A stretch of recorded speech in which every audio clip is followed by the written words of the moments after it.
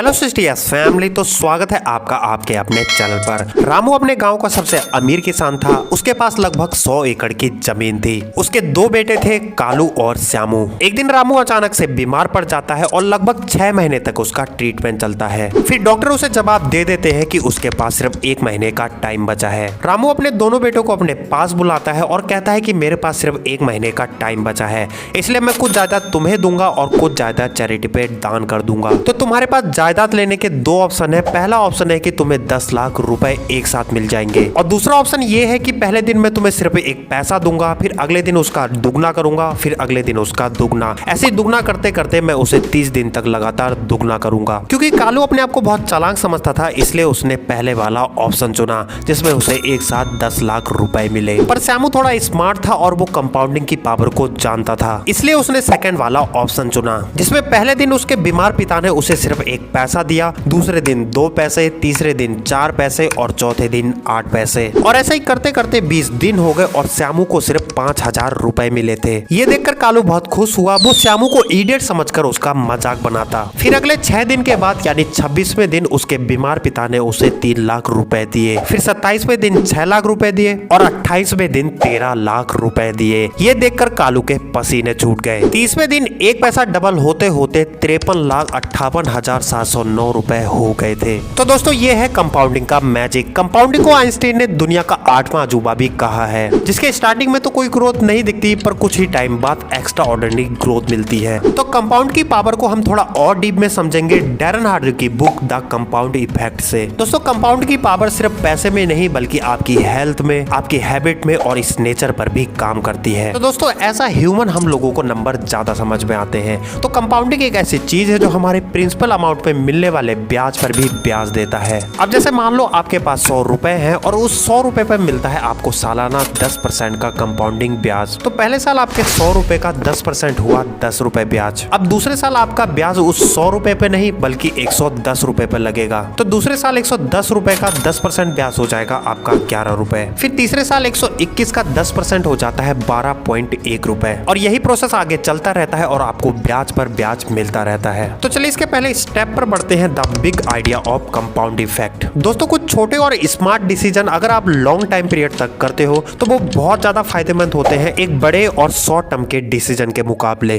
अब जैसे ये 3 दोस्त थे, रोहित, आकाश और कमल। तीनों के पेरेंट्स काफी रिच थे, आपस में काफी अच्छी दोस्ती थी और साथ में बिजनेस पार्टनर भी थे। इन तीनों को क्लब में पार्टी करना, एंजॉय करना, घूमना फिरना काफी पसंद था। फिर एक दिन रोहित ने यह फैसला किया कि अब वो ऐसी लाइफ नहीं जिएगा। वो हर दिन 100 कैलोरी को लूज करने के साथ दिन के 10 पेज सेल्फ हेल्प बुक पढ़ेगा। आकाश ने डिसाइड किया कि वो सारी पार्टी और रेकलेस लाइफ जीना छोड़ देगा, लेकिन वो क्लब जाने के बदले घर पर बैठकर टीवी और फिल्में देखेगा और बस एक बियर पिएगा। पर कमल ने कोई भी इफेक्ट नहीं किया। वो जैसी लाइफ जी रहा था वैसी लाइफ जीता रहा। फिर अगले 5 साल तक ऐसा ही चलता रहा। बिजनेस के सिलसिले में उनके पेरेंट्स बाहर गए और प्लेन क्रैश होने की वजह से उन तीनों के पेरेंट्स की मौत हो गई। अब सारी जिम्मेदारियां इन तीनों के कंधों पर थी। अगले 3 साल में इनकी लाइफ का चार्ट कुछ इस तरह से था। रोहित ने एक छोटा सा स्मार्ट डिसीजन लिया और उसे काफी लंबे टाइम तक करता रहा, इसलिए वो टॉप पर पहुंचा। आकाश अपनी लाइफ में एवरेज रहा और कमल दिन पर दिन नीचे गिरता चला गया। तो आप भी सक्सेस का ये फॉर्मूला अपनी लाइफ में अपना सकते हो। Decision plus action plus repeated action plus time is equal to success. चलिए बढ़ते हैं आपके favourite step compound effect in money पर। मान लो कि आप और आपका एक दोस्त दोनों एक साथ पैदा हुए। आपकी अच्छी परवरिश हो, इसके लिए आपके घर वालों ने सोचा कि दोनों के लिए 2-2 लाख रुपए इन्वेस्ट कर देते हैं उनके रिटायरमेंट के लिए। आपके पेरेंट्स इतने विजनरी थे कि उन्होंने अपनी रिटायरमेंट नहीं बल्कि आपकी रिटायरमेंट के लिए प्लान कर दिया। आपके दोस्त के घर वालों ने 2 लाख रुपए इन्वेस्ट करे बैंक के एक सेविंग अकाउंट पे, जहां मान लेते हैं उसे मिला 10% का साधारण ब्याज। वहीं आपके पेरेंट्स ने 2 लाख रुपए इन्वेस्ट करे शेयर मार्केट पर, जहां मिला उन्हें सालाना 10% का कंपाउंडिंग ब्याज। जब आप दोनों 10 साल के हुए तो आपके पेरेंट्स लोग आपका इनकम स्टेटमेंट चेक करने गए तो आपके दोस्त की इनकम बन चुकी होती है 4 लाख रुपए और आपकी होती है 5 लाख रुपए। दोनों की इनकम के बीच ज्यादा फर्क नहीं होता। आप लोग बड़े होते हो, एक अच्छी सी जॉब ढूंढते हो और एक बढ़िया लाइफ जीते हो। आपका सपना होता है कि जब मैं 60 साल की एज में रिटायर होऊंगा तो मेरे पास एक बड़ा घर और एक महंगी कार होनी चाहिए। फिर जब 60 साल में आप लोग रिटायर होते हो तो आपके पास इतने पैसे नहीं होते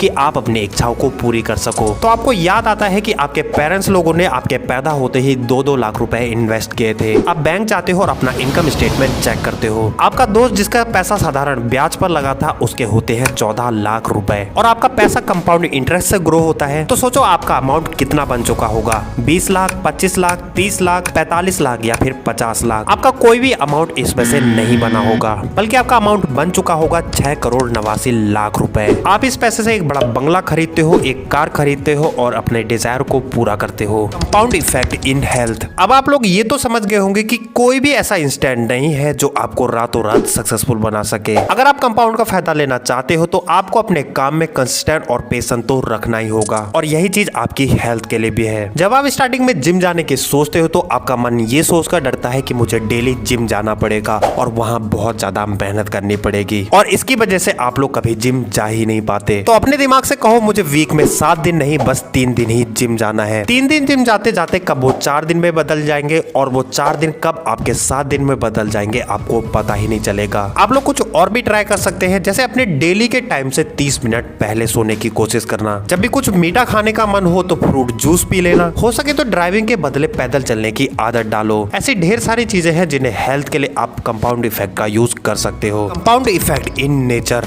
आपको पता है हमारी पृथ्वी में सिर्फ एक बार नहीं बल्कि 5-5 बार आइस एज आया था। वैसे तो आइस एज आने के कई रीजन बताए गए हैं, पर रूस के एक साइंटिस्ट व्लादिमीर केपित्राम ने डीपली रिसर्च करके बताया कि ये सब कैसे शुरू हुआ। उन्होंने बताया कि जब एक समर का सीजन इतना गर्म नहीं हो पाता कि वो पिछले विंटर की सारी बर्फ को पिघला सके, तो बची हुई बर्फ आने वाले विंटर की बर्फ को जमने में और भी ज्यादा हेल्प करती है, जिसकी वजह से आने वाले समर में भी बर्फ जमी रहती है। जमी हुई बर्फ सनलाइट को और भी ज्यादा रिफ्लेक्ट करती है, जिसकी वजह से ठंडी बढ़ती जाती है, और विंटर का सीजन आते ही स्नोफॉल ज्यादा होता है, और यही कई सैकड़ों सालों तक चलता रहता है। और यही सिर्फ एक मौसम की बर्फ आइस एज के रूप में आ जाती है। मौसम की वो बची हुई थोड़ी सी बर्फ जिसके ऊपर किसी का ध्यान नहीं होता, कंपाउंड होते होते आइस एज का रूप ले लेती है। तो दोस्तों वीडियो अगर अच्छी लगी हो तो वीडियो को जल्दी से लाइक कर दो, और जो लोग भी नए हैं चैनल को जल्दी से सब्सक्राइब करो। हम ऐसे ही बुक की बेस्ट समरी आपके लिए लाते रहेंगे। तो मिलते हैं आपसे नेक्स्ट वीडियो में। खुश रहिए, खुशियां बांटते रहिए।